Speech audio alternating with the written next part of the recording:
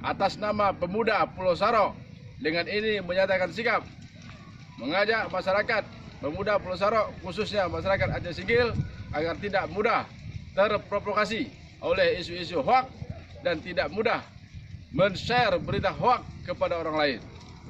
Kami Pemuda Pulau Saro mendukung Polri dalam mengusut serta memproses para pelaku penyebar berita hoaks agar Polri dapat mengusut tuntas terhadap para aktor penyebar berita hoaks agar bangsa Indonesia terselamatkan dari pertikaian horizontal karena munculnya adu domba penyebar kebencian terhadap suku, etnis maupun agama tertentu.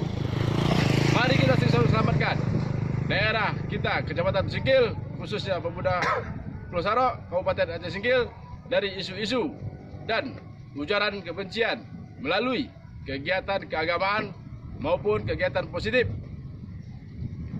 lainnya, serta tidak kembali kepada moto bahwa daerah Kabupaten Aceh Singgil merupakan daerah yang bermartabat atas Pemuda Pulau Saro Aceh Singgil anti hoaks. NKRI harga mati.